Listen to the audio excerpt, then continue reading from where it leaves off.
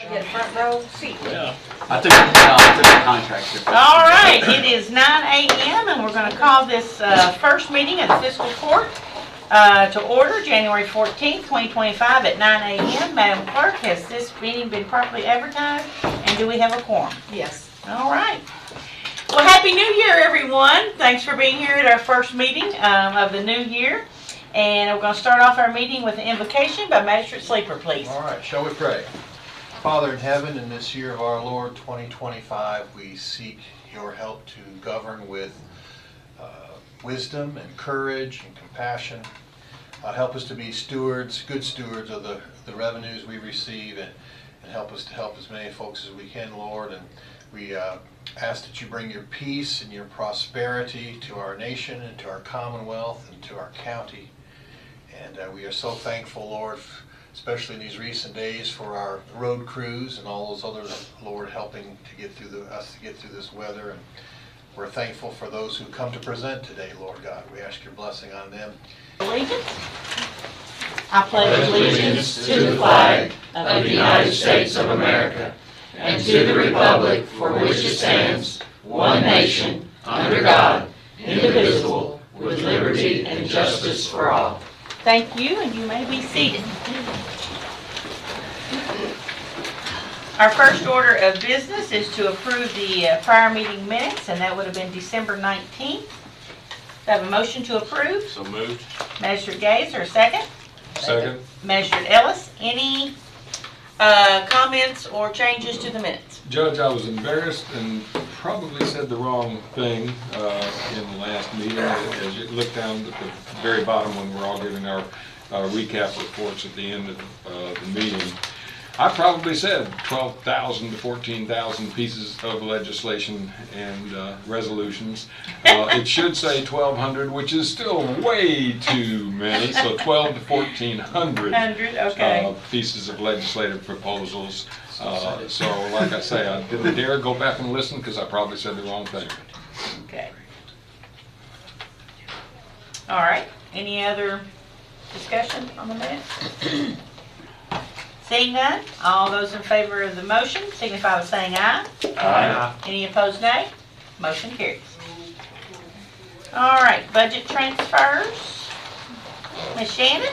I have budget transfers in the amount of $236,201.72. Make a motion we approve. Okay, I have a motion by Magistrate Cullen. Your second? Second. Second by Magistrate Bodner. Any discussion?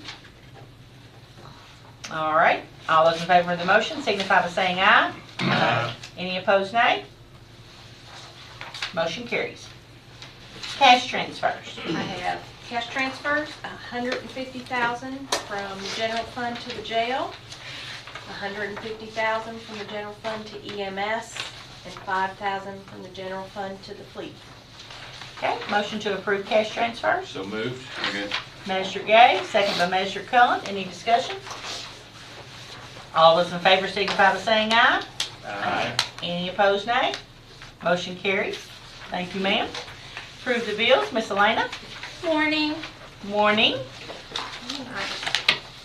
In your bill packet, we have total bills to be paid in the amount of $857,484.31, and there are no add-ons. Great. Make the motion we approve. Okay, motion by Magistrate Bodner, is there a second? Second. Magistrate Gay, any discussion on the bills? Seeing none, all those in favor of the motion signify by saying aye. Aye. Any opposed, nay? Motion carries. Thank you, ma'am. Thank you. All right, old business, we are going to move right along into new business, and our first item is a reappointment to Planning and Zoning, and Sam Collier is with us today, and I'd like to ask for a motion to reappoint Sam to the Planning and Zoning Commission. Make that motion. Second. Motion by Magistrate Harmon, second by Magistrate Cullen. Is there any discussion? All those in favor signify by saying aye. Aye. Any opposed, nay? Motion carries. Sam, if you will come up, we have a certificate of appointment. And it reads, I hereby invest the above name with full power and authority to execute and discharge the duties of the said office according to law, and to have and to hold the same with all the rights and benefits thereunto legally belonging for and during the term prescribed by law. And your term ends January 14th, 2029. Thank you very much. Thank you very much. And if you'll just come over Oh, here let's and get- turn around, let's Miss get a Julie picture. has to get a picture. Let's get a picture. All right. Thank you for serving. We And appreciate thank you, it. folks, very much. You. Thanks, sir. You always think it's congratulations or condolences. Yeah. Never sure which one. Thank you. One of the, Thank you. You have a great day. Thank you. One of the thankless jobs. Yeah. depends on the day. All right, next, going to approve the County Clerk's 2025 budget and salary cap order, and Deputy Clerk Becky Webb is with us today. Thank you, Miss Becky. Welcome. Casey had to be at a meeting today, so. Maybe he's getting his hair done. Okay, so the salary cap and the budget for 2025 for the county clerk's office is $806,200. Okay, is there a motion to approve the salary cap order? So moved. Second. Magistrate Gay, second by Magistrate Cullen. Any discussion? This includes all benefits and wages. Okay, all those in favor signify by saying aye. Aye. Any opposed, nay? Motion carries. Okay, now the budget. Gotta do the budget. Oh, you got one more. Well, he told me this is all I had to say. It's okay. The 2025 budget, and I think you all have that in your packet to look at. Is there a motion to approve the budget? Make a motion to approve. Second. Magistrate Cullen, second by Magistrate Sleeper. I talked to Casey yesterday, and he said that there's not really anything that's changed from last year. Everything is just budgeted according to prior year revenues and disbursements. All right, any discussion other than that? All those in favor signify by saying aye. Aye. Any opposed, nay? Motion carries. Now you're done. Now I can go. Y'all have a good one, man. Good job, Becky. Thank you. All right, next we have Arts Commission, Mimi Becker with a presentation. Welcome, Mimi. Thank you. As always, I really appreciate you all letting us come and talk to you about this particular presentation. It's our privilege at the Arts Commission to select an Arts Citizen of the Year. Each year we have done so since 2004. First one was Wilma Brown, so if you remember back that far. And our community has a wealth of people who really fit this description. This one is one, when you look at it, we think, why did we wait so long for this one? And we are very proud to have presented Bruce Richardson as the Arts Citizen of the Year 2024. And as Magistrate Gay always says, it's the entire county, and Mr. Richardson represents the entire county throughout his activities in the community, because he's been not just an arts leader, he's been a community leader. He came to Danville. He's not a native of Danville, but he came here and put his mark on our community at the Lexington Avenue Baptist Church, overseeing their programs, installing that magnificent organ. He has performed himself widely with various organizations, including some in Lexington and around the area, as a vocalist. He has served as the president of the Brass Band Festival. He was the president of the Paravel Battlefield Preservation Organization. He was on the first Arts Commission board. He served on the Arts Center board. So he has served in many of those kinds of capacities. He also served as the mayor of Paravel, 2 terms, if I'm not mistaken. So he left his mark there. Probably one of the things that weighs the most in our decision making is his long-term effect, or any person's long-term effect on the children of our community. So we are very proud of the fact that he is the founder of the Danville Children's Choir. So in 1990, that choir was established, and last night we were talking, and probably during his tenure, there were about 600 children in this community, and actually in the surrounding areas, who participated in that choir. One of which was my own son. When he was accepted into the choir, we had just moved here, and I thought he'd been accepted into the Vienna Boys Choir. I was so excited. I was running all around because he has a lovely voice, and I was very proud of him for being. Is that me? No. Okay. And so that began our association sort of in the arts in Danville. The Danville Children's Choir proceeded to travel widely. They performed at Carnegie Hall, at Disney World, my son was on that trip, and various other locations. So, but not only has he been involved in that area, he's also a noted photographer. After he left the the arts part, the Danville Children's Choir, and opened Elmwood in Fine Teas, he has become quite renowned in the world, not only for the tea business, but for his work in promoting teas. He actually is featured in an Amazon Prime tea documentary, so you can check that out. So we're very pleased that Bruce has been in our community and represents really the finest of what our community has to offer in terms of serving our children and our families and the community, broader community. So, Bruce. All right. What did you do in your spare time? Yeah, that's what my wife used to ask. You know, having come here from Versailles, what I was known for in Versailles for many years before I came to Danville was that I had sung at the wedding of a young lady named Wendy Combs. Ricky gave. Ricky, her sister, Ricky gave Combs to a young man named Jamie Gay. Yeah, I was gonna announce that, so he beat me to the punch. And one of the great weddings of Versailles history. So, yeah, he sang at our wedding, and before that, though, he had to put up with me as a groupie of the Versailles Baptist Girls Ensemble. So when our bus would go someplace to sing with the choir, Jamie Gay was driving behind us. And I had to call up the city attorney of Versailles sometimes to say, "Would you call your son to go home?" That's just a little bit about true my stories. We all feel your pain. But more seriously, let me thank you. I've been a part of this community since 1984, and the reason that we moved our family here, thinking we might stay a couple years, was because of the arts community here in this county. It's just so rich. And when I talk to people all the time who come to my retail store, and I say, "What brings you to Danville and Boyle County?" The arts come up over and over and over again. We are so proud of what we've accomplished here with the arts. And so let's never take that for granted. But let me finish by saying, in my time with all the committees I've worked on, organizations, even the mayor of Perryville, we have just worked hand in hand with Fiscal Court.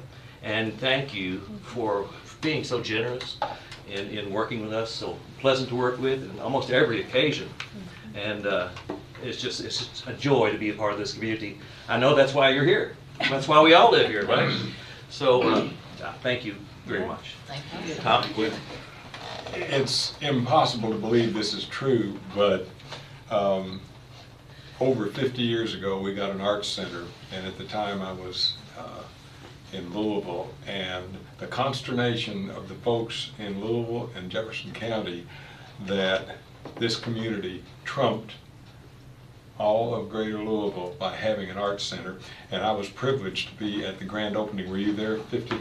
And that was high cotton, really. Just amazing, absolutely amazing that they were years behind us in getting it as the biggest city in all of Kentucky. So.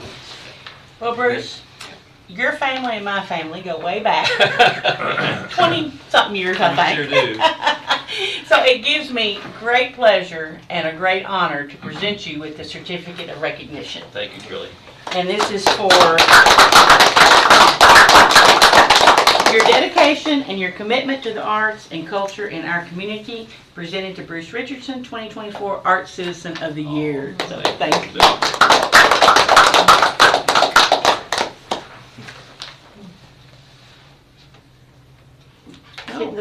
All right, thank you. Thank you all. Thank you. And Bruce, that wedding was 41 years ago. It all was. I think it's gonna hold. What do you think? So it's hard to believe, but it was. Thank You all have a great day. Parole on a murder charge by now. All right, next, we have Ephraim McDowell, President, Dan McKay with us this morning, and, sorry, Nick Spoonmore. Nick Spoonmore. I knew it, but couldn't think of it. So you all welcome. Yeah. Thank you all for letting us come give you an update. All I really want to do is introduce you to the project. Many of you were at the groundbreaking, give you an update on where we are, and then Nick can give you some details of the project as well, and give you a chance to ask some questions. But I'm Dan McKay, I'm the CEO and President of Ephraim. Been there almost 8 years. And Nick Spoonmore is our Vice President of Strategic Initiatives, and Nick's been our point person on this project. But in a nutshell, our project is it's called the Master Facility Plan. It's a $120 million project. We're gonna put some cash down and finance some of that project with bonds in the open market. But we're in good shape financially. We have very little debt. We have a strong balance sheet, so it allows us to do this project. We wanted to come to give you an update because we're a block over, your neighbor, and give you a chance to ask some questions. But the whole goal of this project is, and the reason why we're doing this, is to modernize the facility, modernize the block, and to make it easier for our patients and our community to access the services, ER services, a front door, making sure everyone knows the front door of the hospital, and that's parking. Parking's been an issue. It's been validated by consultants who do parking studies. You didn't think we needed that? I didn't think we needed that, but we got one, and they said, you got a parking problem. Yeah. And so we're addressing that, and I think many of you all were at the first phase of this, and Nick's going to give you the details of this. But that first phase was that parking lot on the KSD property. I don't see that, just as a sidebar, I don't see that parking lot long-term as being a parking lot. It sits perfectly across from that south tower. So when we complete this project, it's going to be a 32-month project or so, about 3 years. When we complete this project, we're going to start looking at the south wing of the south tower, and across that parking lot sits directly across it. That south wing can go up another 4 floors. And so we see that parking lot in that south wing where we could add the 4 floors, and that would be our inpatient unit. And that's probably 10 years away. We want to get through this first 30-something months. But we're in good shape. A little background real quick, and I'll turn it over to Nick. We're still a not-for-profit health system. I report to a board of directors. Our board is committed to being a not-for-profit health system, and all that really means is that we can do that as long as we have cash flow. It's a positive cash flow, and we've been doing that routinely. We've been growing. We've recruited some great doctors that can go anywhere. They can go to Louisville or Lexington, but we've recruited a lot of great doctors, and we're growing. And so now we need to position the facility to accommodate the growth. We've grown, we're keeping patients. The whole goal is we want patients to be able to stay here and not have to drive to Lexington. If we have the physicians and the services, we just need to clean up the facility part. And that's what we're doing. So we're growing, we're committed to this community. Being a not-for-profit health system is, and me reporting to a board, they really want us to focus on this community. We're not beholden to stockholders on Wall Street. I don't answer to someone in St. Louis or Nashville or UK or Louisville. I'm beholden to this community. I'm beholden, I'm committed, and I have to represent this community to the board. So that's what the board wants. That's what I like. That's what I enjoy doing, as well as serving this community. And we can continue to do that again. We can continue to do this just like you all, as long as we have the cash. And we've been growing our services. We're keeping people here, and we're in a good position financially to invest in the next 10 to 20 years. So I'm extremely excited about this project. It's going to change the face, how we look physically down there on that block. But more than that, it's going to allow our patients to get in, park, and access ER services, and walk in the ER, and they'll know where their front door is, and they're going to know how to access the facility and be able to park. So, look, very simple things, but it's really a challenge for us right now. I'm taking more time than I wanted to. I wanted Nick to kind of give you some details because we're going to be a 3-year project or so. Nick's done a great job coordinating this and he's keeping things moving. We have an architect already who's got great designs. We picked a contractor, Messer, out of Lexington. We've been working on this for maybe about 3 years, and it's coming to a point where you're going to start to see some progress. So, Nick, why don't you give him some updates on? Yeah, whatever he said, just run that back. The parking lot, BER. Yeah. So, well, thank you, Dan, and thank you all for letting us come and chat with you all today about the master facility plan. As Dan said, my name is Nick Spoonmore. I'm Vice President of Strategic Initiatives. I've been with the organization for 2 years at the end of this month. So, as Dan also referenced, it's been probably about a 3.5 year project to get us to this point, and we're very excited. And Dan's excitement, as y'all can see, is reflective of our board's excitement and our organization's excitement as well. He talked about the parking and being validated by consultants. It was validated by my wife as well many times, so that also helped in that discussion. So as we're looking at this $120 million investment, we're committed into Danville, into the city, wanting to make sure that the contribution that we make into the city of Danville and in the county stays here locally on that campus as it is today. As we're going through the ultimate goals of this project, it was really kind of twofold, and really echoing what Dan said, was creating access for our patients and visitors, and then having a functional campus at that. On the functionality side, one of the very first things that came out of our board retreats and board meetings and other meetings, fix the parking. So the KSD parking lot was step one in this, as well as the Coleman parking lot, which is directly across from the 3rd Street entrance. With that KSD parking lot, that's going to give us about 200 and 250 additional parking spots on our campus. We opened that on January 5th of this year, trying to kind of help out with some of the snowstorm that we had and get the streets clean as much as possible. And the Coleman parking lot, again across from 3rd Street entrance, we took a building down that will be valet parking as well. So we're going to be bringing valet back also. What we're trying to do just in those areas is we know that 3rd Street entry point is a congestion. So we're trying to get as much of that cleaned up as we possibly can. Again, just from a functionality standpoint of the campus. As we're doing that, this project is going to touch, the entire footprint. So as we talk about main entrance, I joke with people, tell me if you can tell me where the main entrance is, that'd be great. And I usually hear 3 answers, and every now and then I hear a 4th one that gives me a lot of concern.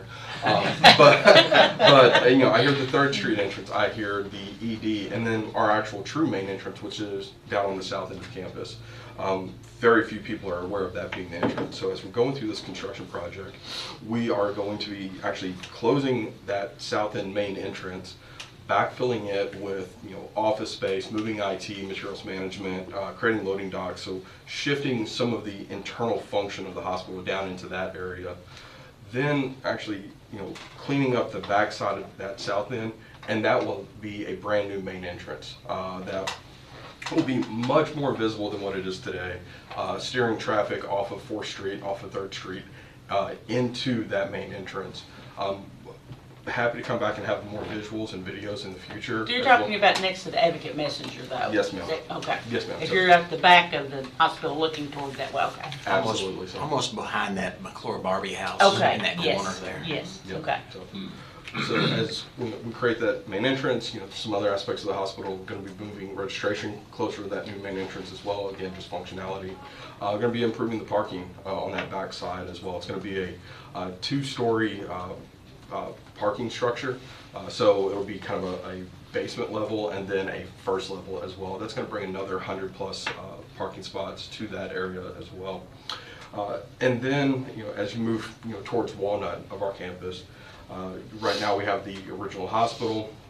We refer to it as the North Building right now. It houses a lot of administrative services, but also has our behavioral health unit up on the 4th floor. We're actively moving the behavioral health unit from the 4th floor of the North Tower to the 5th floor of the Johnson Tower. This move, one, helps us vacate that building, but also helps us expand behavioral health services in the future. Reaching out, beyond our 15-bed capacity right now, potentially getting up into a 30-bed capacity in the future. And then you all may be aware we've acquired some other buildings for those non-clinical administrative functions throughout the downtown area, that we're renovating those spaces, and then we're going to be moving those individuals out of that north building into those locations as well. Keeping proximity to the hospital, but they don't necessarily have to be in the hospital. As we do that vacating, we do intend to bring down the north tower and then be able to expand our emergency department. And that emergency department is going to be part of what we're referencing as the critical care tower. So as that ED expands, it will come out towards Walnut a little bit further than what it is today, and then towards 3rd Street. Again, we're going to work on functionality of ambulance flow, patient traffic flow, because that's also a congestion point there. Inside that ED, we're going to be expanding by 8 bays, or 8 beds, and then also having an 8-bed observation unit as well, just to help in terms of transition of care for these patients.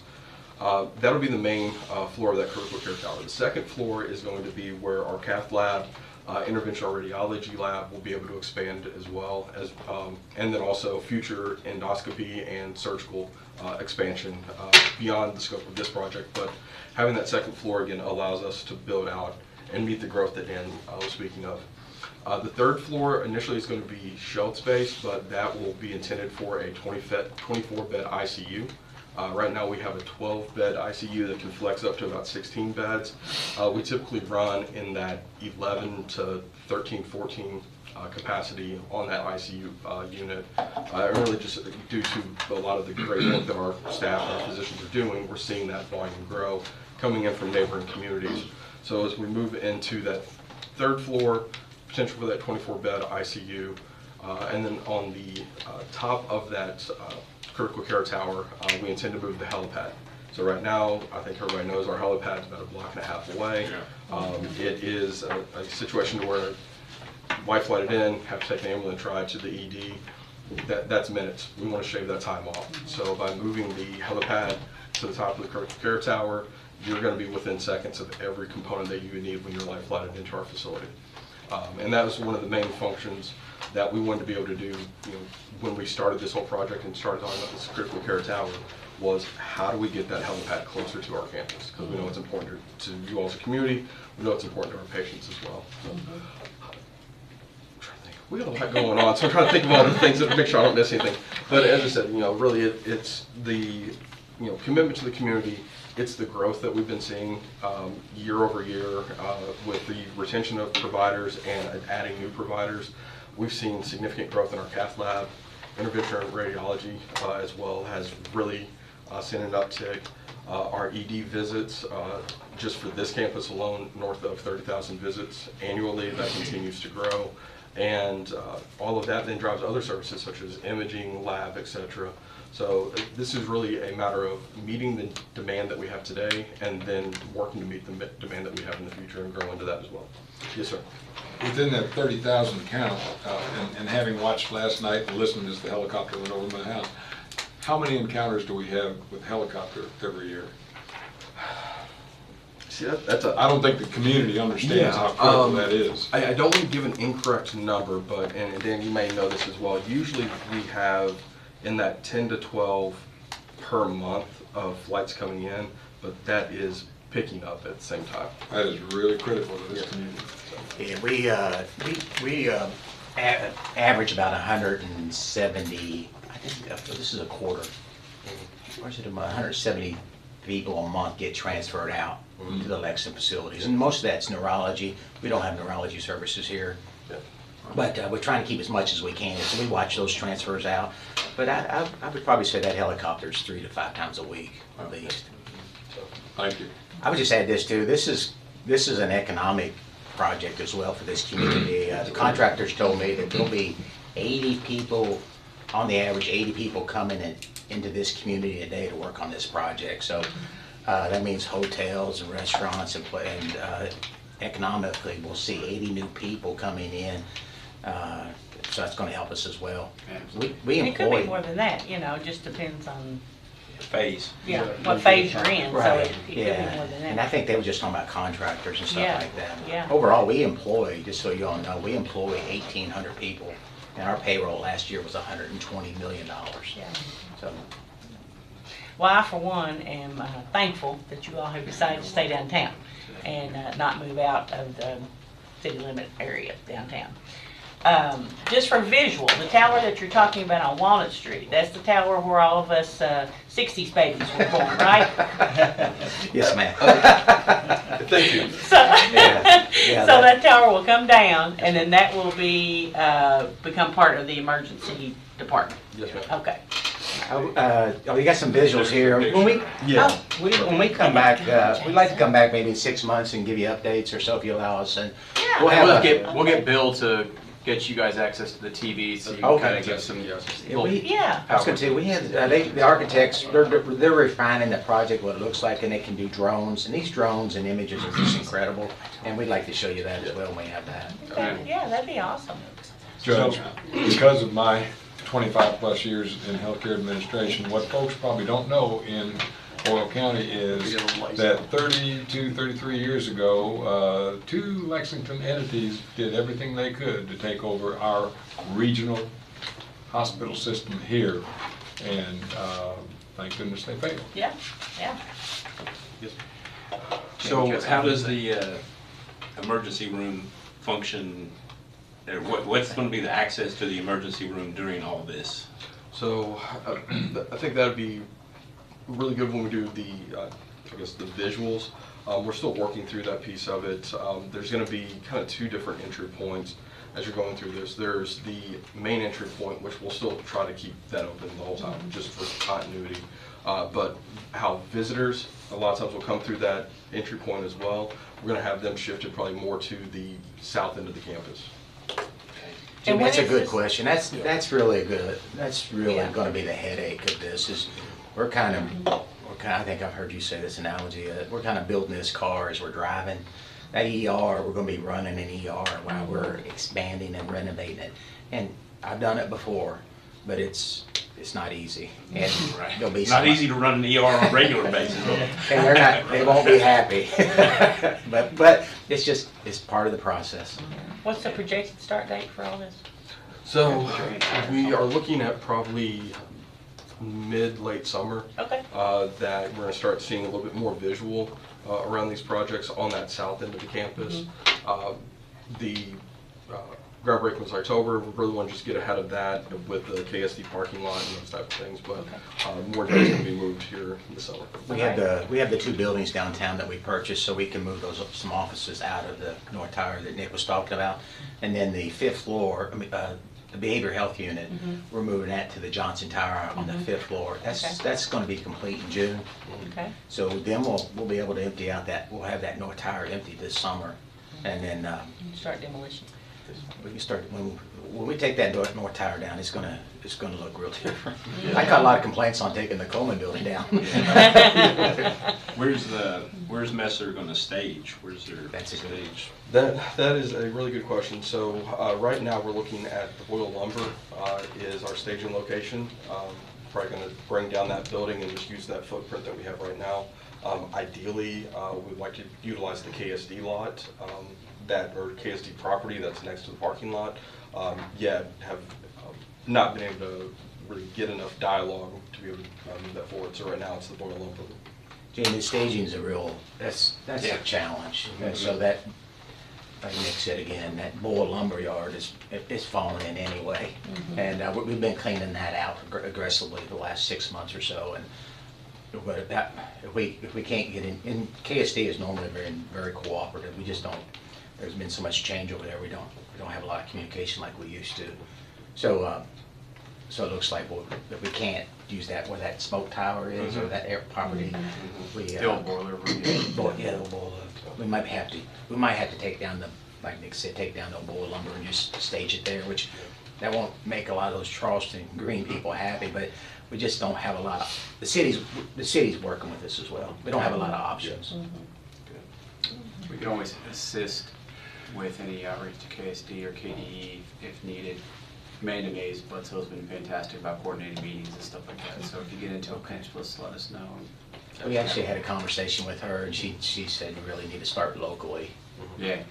Well, that's kind of where we start, and then start reaching out to her, and then Is that something you can Yeah. help us with, Jan? I know you have some Yep. connections there. Yeah, Okay. yeah. Fantastic. At least we could have a conversation with them. Yeah, no, that's great. Dr. Petrie he's very good. He's just swamped with initiatives he's trying to get done at KSD. So, but yeah, we can arrange to sit down with him and get things kind of underway. Question for you about the parking lot. I think during the groundbreaking you had talked about possibly a walking path over top of 3rd Street. Is that, did I hear that correctly, or is that more of a when things are kind of finalized? It's been brought up. Currently, we are not going to go that path right now for a variety of reasons. Now, when Dan speaks about the future state and having a true structure on that campus, that's where we would look to actually have those two buildings connected with that walking bridge. So you'll utilize the parking lot crossing lane. Okay. Yeah, Jay, I see that being a medical office building. You know, at one point we thought we could make that area freestanding ER. And instead of building in place, we could just put the ER there. Just the coordinating, getting patients back and forth across the street made it tough. But I see that this is the future, is that being a medical office space. And then there's a bridge going across like at St. Joe's or Lexington, and that south wing will go up 4 floors, because eventually we'll have to get, the Johnson Tower's 50 years old. Yeah. So we'll have to get those patients over to the south wing. You know, so I do see if the next project after this is we just got to always keep planning. We're going to do this for the next 10 or 20, then we got to start thinking after that. Well, I'll go with the judge said. We really appreciate the fact that you guys are committed to downtown. You know, we see hospitals all the time look outside, and it really just kind of decimates downtowns. And so we appreciate the commitment you all to have to Boyle County and to Danville. That means a lot to all of us. Thank you all for being here. Is there any other questions for? I just wanted to comment. Okay. I worked there for 9 years at Ephraim, back when I was a brand new RN, and I saw them make, you know, the 4th, 5th, and 6th tower areas there, and so I remember the changes that went on with that little small renovation, you know. So now I can imagine what it'll do to everybody, but the end result is always, it's good. It's good because you've got to move. You've got to move up and meet the needs of the community. Expand. So I appreciate it. Thank you guys. Thank you all very much. Thank Yeah, you for y'all. appreciate it. Look forward to you all coming back with slides. Yeah.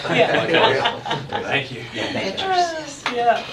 All right, next on the agenda is our interim treasurer, Shannon Greene, with the November treasurer's settlement. Present the November monthly settlement. I just now noticed there's a typo on the jail restricted bank account. I missed the 3 on there. So it should be 453,366 on the total. Okay, now, which one are we looking at? The jail restricted Jail account. restricted, yeah. I missed the 3. For the beginning balance. Yeah, there's the 3's missing in the beginning balance and the ending balance. Okay, so it should be 453, 366. Yes. Okay. All right, is there anything that you all would like for Shannon to do differently? Is this what you're interested in seeing monthly? Or is there anything else you want her to prepare for you all? Or is this good? I think this is good and helpful. I think it is Let's too. see.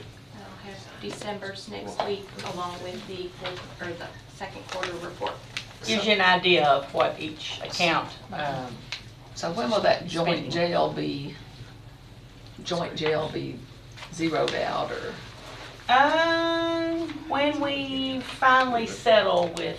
So we're still in the middle of that. We had a meeting scheduled and then, no, I couldn't. Yeah, so, but we had a meeting scheduled, we had to cancel it, and so we're just waiting to get another meeting. After the weather, all this weather gets out of the way, then we'll get with them and make our final payment. Okay. I might have missed part of this, but does this give us an idea of what their actual sorry, I'll think of it here in a second. What we've allotted them for the year, is there a line on there that says, okay, this is what their allotment for the year was? Their budget total? The budget. It's not on. We'll talk about it later. I'll try and figure out what I would like to What see you on want here. to see. Yeah, and see if it's possible. Thank you. All right, so we just acknowledge the report. Acknowledge. Thank you. All right, next, we need to talk about fiscal court meeting in November. The regular scheduled meeting is November the 11th, which is Veterans Day, and the courthouse is closed. And then we have KCO conference starting on the 12th. So I'm going to suggest that we have our fiscal court meeting on the 10th, which is the Monday before. And then that way, we don't have to extend it further out into the month and it run into the next meeting day. So if that is good with everybody, if I could get a motion to approve changing the date from November the 11th to November the 10th. I'll make a motion. All right. Okay, have a motion by Magistrate Sleeper, a second by Magistrate Bodner. Any discussion on the motion? Seeing none, all those in favor signify by saying aye. Aye. Any opposed, nay?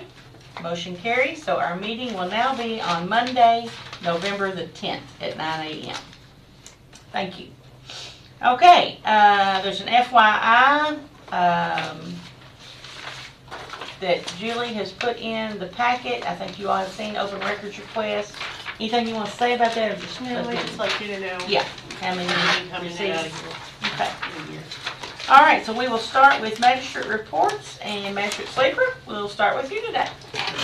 Don't have a whole lot with the weather and the holidays and everything, but I would like to give a shout out to Julie Wagner and the people that put together the transportation and care for the animals with animal control during the bad road situation, everything. Our road department was involved in that, so I want to thank them for that.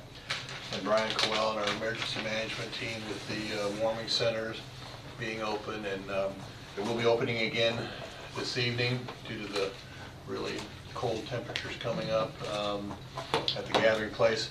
We are in desperate need of male volunteers. We need volunteers all the way around, but they're 4-hour shifts. If you can volunteer, if you're interested in that, I have a link I can send you to do that.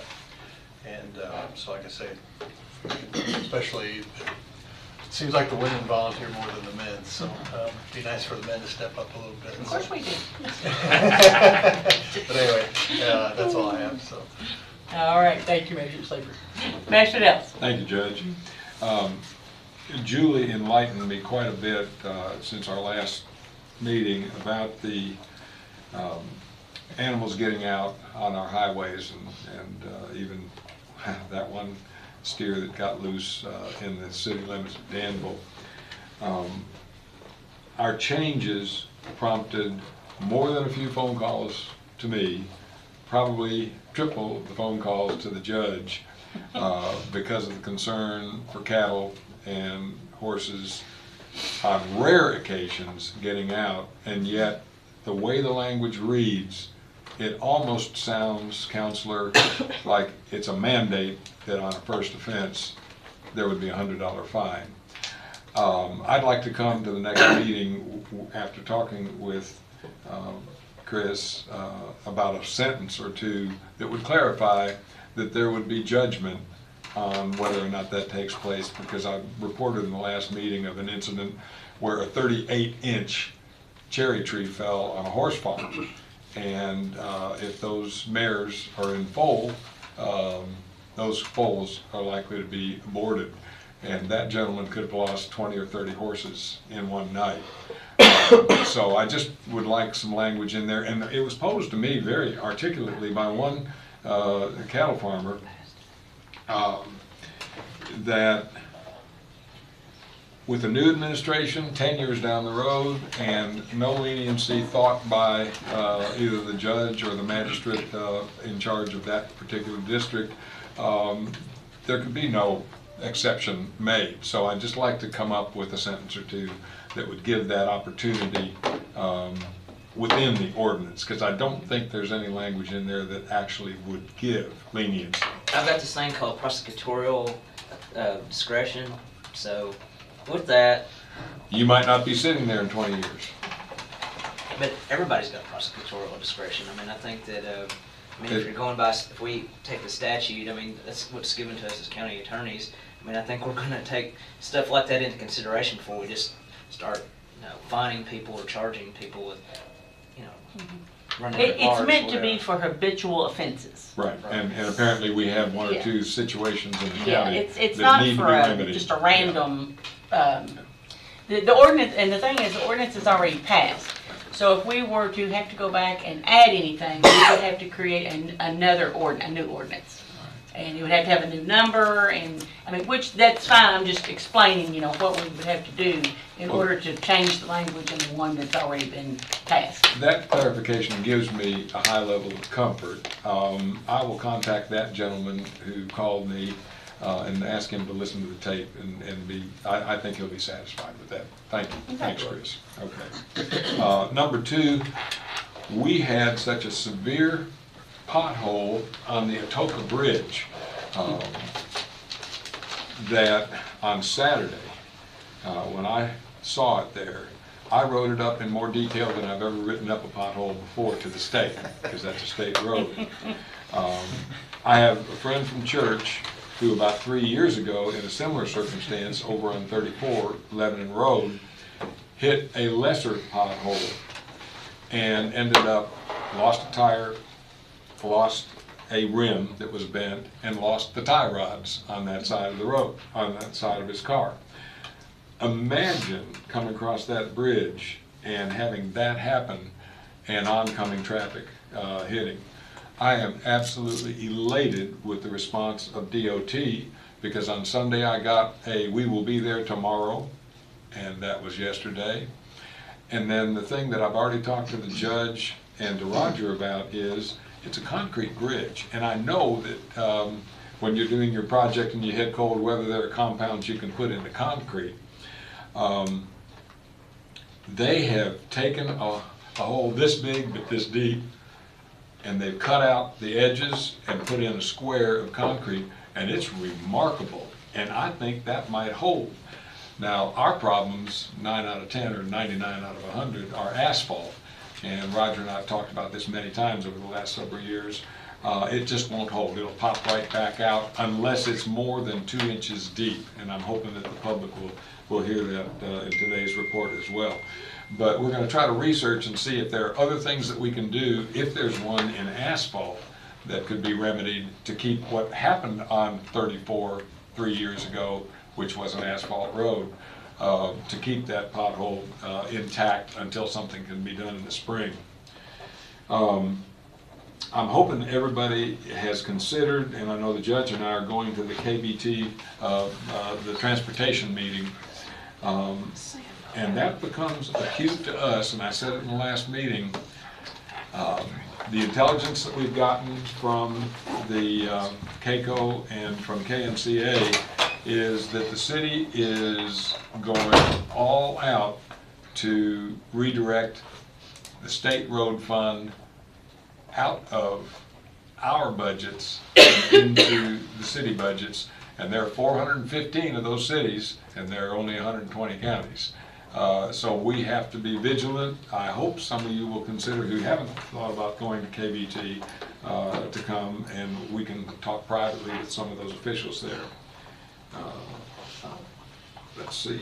I was very disturbed a few years ago to learn that one of our franchises here, restaurant franchises, is using fake beef. Folks, if you have not studied, and this is a conservative figure, 12 to 15 chemicals that are in artificial beef, I think you should be concerned about it. We are one of the capital states east of the Mississippi. As tiny as Boyle County is, we are one of the capitals of beef production right here in our county. I've talked to several people in the beef industry. Interestingly, one who is a leader in this community immediately is going to send me the name of a gentleman who statewide has been a leader in beef production, and not only that, apparently he's just been elected a state representative. I've actually already talked to Daniel Elliott about this. Legislation was introduced about 3 sessions back by Representative Meredith, and I believe he's from Hardin County. that helps to identify artificial beef, but I want a package to have a label this big. Right now, you can still call it meat, and I want it to say not meat or something like that through a legislative proposal. And I'm sure that their lobbyists will be in Frankfurt, so at very minimum, whether something passes or not, we will be identifying something that economically, and I saw you, JJ, I saw you nodding there, has an impact on our community. But I will not eat at that franchise, even if they tell me that they're going to give me a beef burger, because I've worked in a kitchen before and I know how substitutes can take place. It might sound a little bit facetious on my part, but it's not at all. I really believe in this. We can't adjourn today without acknowledging the extraordinary work of Public Works over these past 8 or 10 days. And yesterday, we had a situation where I knew that I couldn't make the decision, but I called the judge and I called Roger, and there's a funeral in my district tomorrow. And the old Union Cemetery is up a grade about like this, curves, goes around, and it's gravel. It's one of the most difficult things that we have from Public Works to work on. But it's just one example of taking the initiative on what is technically one of our roads, but in a call from the funeral home with an appeal that we get that cleared. Our guys went out yesterday with the judge's authority and have that cleared for tomorrow. So thank you, Judge, for intervening on that. My pleasure. I got a call from Ben Garant yesterday that with citizens from my district who come all the way in every day to the gathering place, and these are disenfranchised folks, these are folks who are disabled, they live in the public housing near our elementary school in Perryville. And it was awkward, but they didn't have the time to completely clear the ice on the sidewalks right up to the folks' apartments. Well, fortunately, with a phone call to their leading folks yesterday, immediately within between 12:30 and 4 o'clock in the afternoon, they found a way to get out there. So I want to congratulate the Danville Housing Authority for doing the right thing and coming out there. And I think every one of us probably has some of that involvement from the Danville Housing Authority in your district as well. So kudos to them for doing the right thing. It just struck me today when we were giving our Pledge of Allegiance, and a lot of folks in America don't know this, but under God was not in our pledge until the 1950s, when a fellow by the name of Eisenhower petitioned Congress and put that in. And so many of us are very sensitive to making sure that we acknowledge that, as was done by Magistrate Sleeper today, that it was important to me that that was done.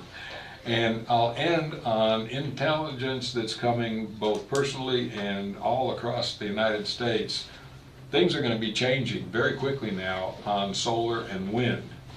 The indications that are that after the 20th of January, a very significant amount of subsidy that is causing solar and wind to come all across our nation is going to be up for reconsideration. And if you've studied solar and wind to any degree, you realize that without the subsidies, there would be no competitiveness at all in comparison to coal, gas, and oil. And we have 300 years of coal in Kentucky. It's, again, an economic development issue. We have reserves of gas and oil that transcend even that. So I just wanted to make you aware, because we have a very serious consideration right now underway, not in my district, over a major solar development, and I think we all have to pay attention to what is best for our constituents and our county's future. Judge, thank you. Thank you, Magistrate Ellis. Magistrate Bodner. Yes. My District 2 has had not too much going on with all the weather, but we've really had the good roads really quickly taken care of, so I wanted to tell Roger how much I appreciated that. And Cody in Junction City is taking good care of the Junction City roads, so everybody seems to be happy about that. I was a little disappointed the school system didn't get the Junction City School cleared of the ice, and so a lot of parents have complained about the ice, which that shouldn't be, so I don't know. I've talked to somebody about that, but other than that, we've had a good 2 weeks. Junction City Matters met last night, and we're gonna have a working session on the 27th, so we're getting things going. You That's wanna report on any of your sleigh riding? Sledding? Had them all. 4 times I went up, I said, it's not bad going down, it's that walk back up the hill that about kills you. I'm like, whew. And the 4-wheeler that my son-in-law get a 4-wheeler and drive me up, but it wasn't working, it was sitting down dead, so I'm like, oh, here we go. 4 times, I'm good. If you're a Facebook friend with Magistrate Bodner, she put some awesome pictures on there of activities that she's doing, so. Enjoyed it with my grandkids. She's very active. Every year. Yes. Don't pick Thank up you. soccer this summer. Yeah. Soccer this summer. Magistrate Harmon. On our way to pickleball. Yeah.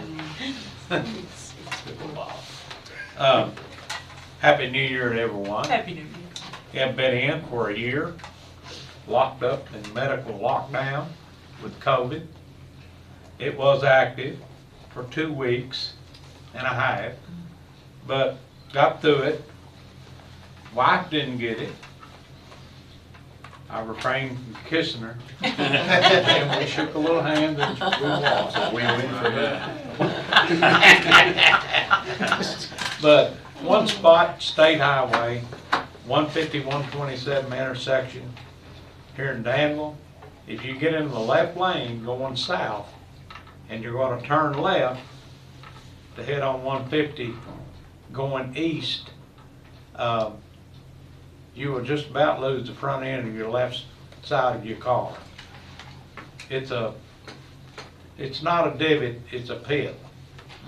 And cars can't get over far enough because the left lane that's going straight on the junction is right close to them. So you gotta run through it no matter what. So when the light changes, it's slow for the left lane traffic to go. If there's 5 cars and you're the 6th one, you get to set through the whole commotion again of the lights. So it's in the turning lane? Yeah, it's, Okay. you know, they blacktopped right there. The hole was there, and somebody with a shovel threw a little blacktop over there and then went on. Which it lasted probably about 30 minutes. But it needs to be addressed through the state. Okay. As soon as we can get blacktopping weather, get in there and repair that thing properly. If any of you do not have Nick Lester's contact information, let me know and I'll send it to you, because he's the gentleman who I wrote to on Saturday, and by 3 o'clock in the afternoon, he had taken care of a very serious situation. And I want the name of the front end alignment place that's paying to have that hole. That's all I have. Is that me? It's you. Thank you, Magistrate Harmon. Magistrate Cullen? This morning, the EMS committee met, and it was myself, Jamie, Mike, Tim, Mo, Mark, Terry. I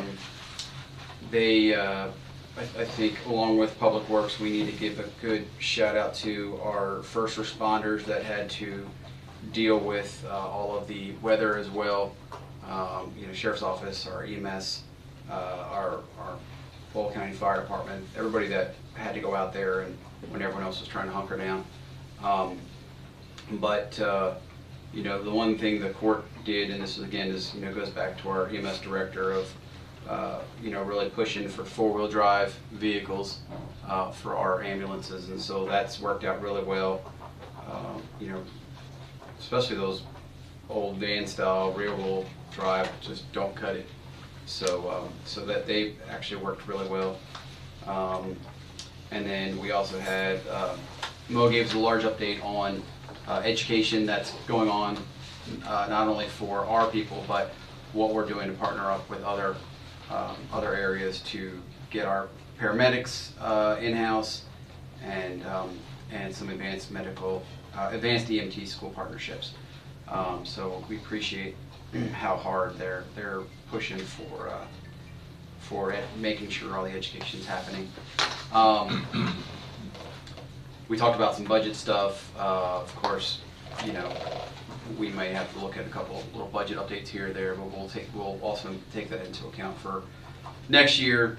Make sure that we're trying to get a more accurate picture. And again, Mike's doing a great job. Mike and Tim do a great job looking at all that information. Crisis response team.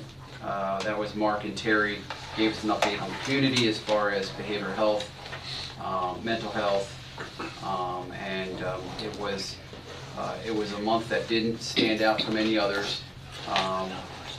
But we, you know, the one plus was we did not have any deaths due to drug or mental health issues, which is a win. I'll take it. Runs for December were 624, which averages about 20 runs a day for the month of December. And then for 2024, we wrapped up with 7,265 runs, which, you know, averages to about 19.9 a day. So our EMS crews stay very busy. And if you consider, you start to think about, that's not just local stuff here. So they could be running up to Lexington. They could be running to Louisville. They could be running just to give a ride from the helipad over or whatever. They're all over the place, and so still to be able to do 20 runs, you know, a day, going all the various places they have to go outside of just, you know, how rural parts of our county. Again, we've got a fantastic group that is wonderful. So I know out of those, one question for you guys too. Thank I'm you. sorry. Thanks, guys. Thank you. Real quick question for you too, Dan. So I'll go ahead and submit that EMS report. Second. Okay, I have a motion, Magistrate Cullen, a second by Magistrate Gay. All those in favor signify by saying aye. Aye. Any opposed, nay. I wanted to make one comment on your report. Out of those 624 runs, some of those are mutual aid runs that are not necessarily considered to be mutual aid, so that's something we're going to have a discussion about. That's fine. On the runs, yeah. I had a question for you all about Lebanon Road. My wife was there the other day. Fantastic, you know, great, great facility. The one thing that kind of struck me is they don't have an X-ray. Is there any future plans, considering that's going to be like a, you know, major area? Is there X-rays in that? So the reason the X-ray is not functioning right now is actually it's a lack of staffing. So we have the equipment there. It's just we have a vacancy in staffing. We're actually trying to recruit individuals to come in there so that we can have that access 7 days a week. Wonderful. Okay, yeah, because my wife was talking and someone else brought that up. Like, yeah, they're surprised there was an X-ray happening there because she had to go to the hospital to get X-rays on her chest and stuff like that. So. Absolutely. So it's a pain point that wakes me up. Well, I mean, once a week. but the great thing is it's on the radar and it's you guys are actually going after it. So that's fantastic. Absolutely. That's a location we're trying to push the minor stuff out of the ER. Yeah, of course. And our ER staff, our ER professionals are staffing that. Yeah. And so we just got to get the lab and X-ray, that way they don't have to go to the hospital. You're right. Right. No, that's exactly the way it should be. So wonderful. All right, that was all. That's the question I have. Thank you. Thank you. Y'all have a great day. Magistrate Gay. I guess I'm done. I guess I'm done. It's your time, my time. I braved the winter. Are you finished? Yeah. I just, you know, hopefully everyone stays warm. I braved the winter with you all this weekend. You know, winter weather. So. Yeah. We'll be seeing pictures soon, I'm sure. We already have. Thank you and Happy New Year to everyone. Looking forward to a new year of us raising our hands during our meetings when we want to speak. Awesome. No, just a little jab there. But next Monday, the 20th. Next Monday, the 20th, is big day. It's Martin Luther King Day. It's Inauguration Day. And then that evening, there's a little football game that's going to be played for a national championship in college football. But I did want to just give everybody, I sent the poster around to everyone that we've moved Martin Luther King Day up this year.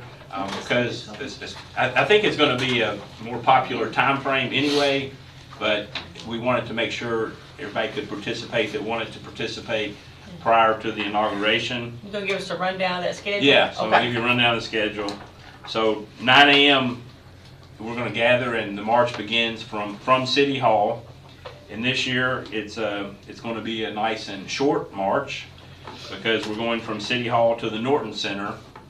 And so we anticipate, even if we walk as slow as we can, arriving at the Norton Center at 9:30 a.m. And then from there, there's going to be live music provided by Michael Fly and continental breakfast consisting of Burke's Bakery donuts. Everybody's favorite. That's right. And then T-shirts while they last. And then the convocation begins at 10:30. And then I'll give you a little more of a breakdown on the program. Let me pull it up here. Opening welcome by Melinda Weathers. Remarks by Dr. Moreland and Mayor Atkins. And then a recognition of the Frank X. Walker Creative Arts winners by Jane Dewey. Performance by the Danville-Boyle County High School Combined Choir. And then spoken word. And then introduction of speaker. And then the keynote speaker. And this year a new thing, and we won't unveil it. I can't really say it today, but we're excited that this year we're starting a new thing. We're calling it the Spirit of Martin Luther King Awards, and there's going to be a center, student, community winners as well, and then closing reflections and the song. So that's the program, and so we plan to be done by 11:30, and everyone can proceed on to get positioned to watch the inauguration from there. All right, well, thank you very much. And so that's Look forward to being there. that's all I have today. And then, like I said, then after the inauguration, we can get ready to OHIO. Somebody's cheering over here to my right. Or some other team from up north Yeah. as well. Yeah, some Dane. Oh, thank you, Magistrate Gay. All right, county attorney comments. I don't really have anything I'm excited about this year. A lot of things happening, some more purchases and stuff, just to see how all that plays out. And just hoping that we'll have a crime-free year. Probably not, but How's it Job been- security. How's it been so far? about the same. Actually, in the wintertime, there's not as much crime because kind of people just stay in. So Right, everybody hunkers down. That's good. yeah, when it gets warmer, people get out more, and then He just wants more time to fly, that's all. more things. But, no, nothing other than Happy New Year, everybody. All right, thank you. Miss Julie. I have something to hand out. Okay. I need some guidance here on something. Uh-oh. She got the big paper out. Let you have this. You know it's serious when I bring the charts out. Yeah, that's right. There you go. Thank you. Hope I have enough. You have your list? Good, I do. Okay, so our public safety building, and I'm gonna stand at the podium if you Yeah. don't mind. The public safety building is out to bid for architectural services and engineering. And we're accepting questions. We're not meeting with any of the contractors, just to be fair and transparent. They'll all get copies of the questions from each other. One thing that's come out of this is the question of why aren't you bidding this as a design build, or would you consider a design build? Which I know a little bit about, but not a lot. Which precipitated this chart, which breaks down the 5 different ways that you can build and bid out and manage your projects. So the last one, that doesn't apply to us. The first 2 are the ones that are most probably appropriate for us. The first one is what we bid out, is a design bid build. That is where we're bidding out architectural engineering, we're bidding out construction. Design build, you bid out architectural engineering, that firm manages the project through the life. The most important thing that really kind of opened my eyes is that red line that you see in each block. And that red line, Under the timeline. under the very last row, is where you would figure out your final cost for the project. And I like design build because you figure out early Yeah, where the cost is gonna fall. I like that. And faster process. I like design build because we don't have to go through bid processes. We don't manage the subs, we don't manage the contractor. I think the parking garage was design build. Yeah, that's the more common, I would say Yes. that's the most common approach is the design build. What I would like to do is get your guidance on issuing an addendum that we would like this project bid as a design build. We've still got time. I feel like it's the easier, cheaper, quicker way to do it, because the contractors that I have spoken to have all said this will speed it up, which is what we want anyways. Yeah. So I would like to, for you all to consider going with a design build in.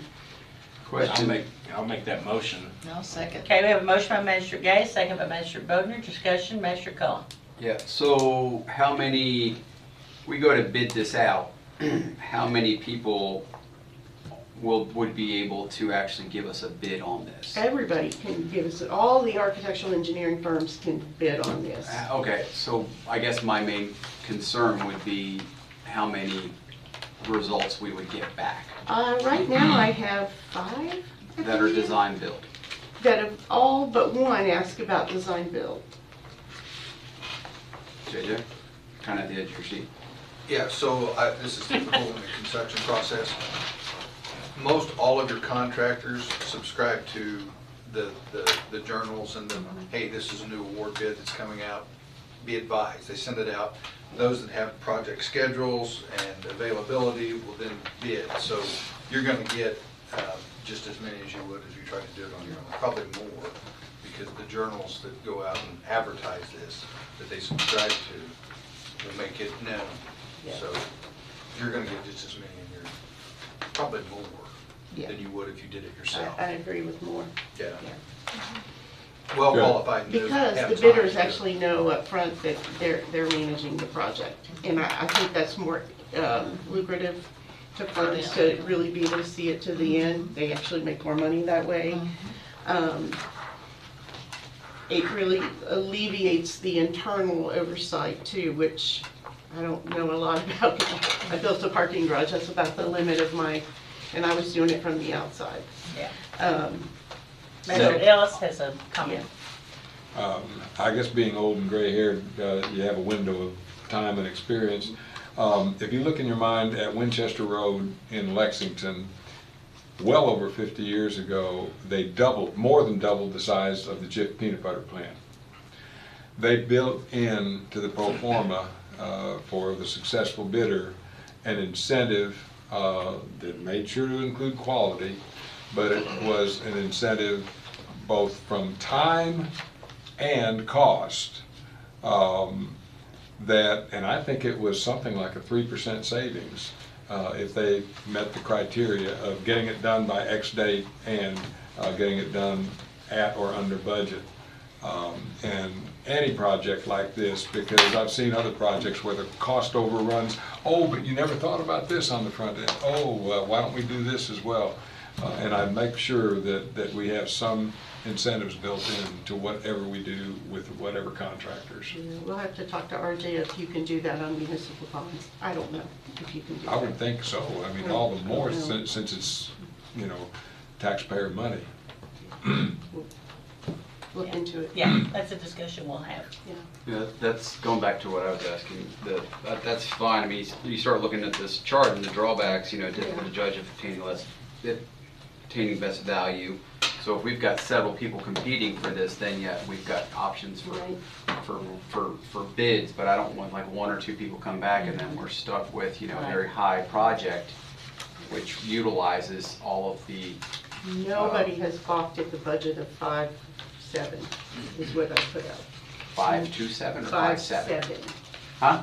5.7. Oh, okay. Nobody has said that's not enough. 57. No, 5.7. So, I feel like, you know, in my head, I had a little bit different number, a little higher. So, nobody has said that's not a realistic budget. And maybe we can whittle that down if we go with design build. I don't know, I just kind of wanted to talk to you about it and see where you wanted to proceed. I agree with Julie. I think the design build is probably the way that we should go on this. Would you like the court to, well, we have a motion and a second, okay? I think we just We have to do that, okay. All right, any other discussion? All right, all those in favor, signify by saying aye. Aye. Any opposed, nay? Motion carried. Thank you. Yeah. Is that all you had? I think so. Oh, okay, all right. Okay, so, I'm excited about the new year.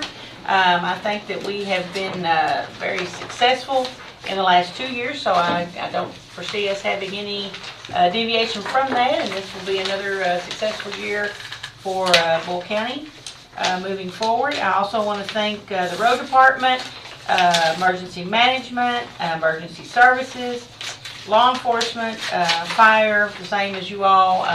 They have really, during these snow events and weather events, they have really been out there and working. The road department, I know, has put in some overtime that they've had to do to make sure the roads were clear and do what they could to pre-treat and post-treat the roads. So, and EMS has been trucking along with their four-wheel drive, and Mike is very appreciative of that, and he says that it's really made a difference in how they can respond to emergency calls by having a four-wheel drive vehicle. So very thankful that that's happening. Brian, our EMA, has been helping with the warming center, and he has been assisting Debbie with the scheduling and making sure that volunteers are there. I know we've only had a small number of people actually use the warming center. I think we've had 4 or 5. 2 of those were actually homeless, but there were some people that lost power that just came, you know, and that's what the warming center is for, whether you come and use it for an hour or overnight. It's a place for you to come and be warm if you don't have power, so or you don't have anywhere to get in out of the cold. So we're going to start that again. As Steve said, at 4 o'clock today, it's going to open and remain open through Thursday morning. Is that right? Okay. Or maybe later, it depends on how the temperatures, do. Okay. So, yeah, I'm excited, looking forward to 2025 and what all we're going to accomplish this year. So, with that, I would ask for a motion to adjourn. So moved. Magistrate Gay? Second. Second by Magistrate Sleeper. Any discussion? All those in favor, signify by saying aye. Aye. Any opposed, nay? Motion carries. We're adjourned. Steve, for interview.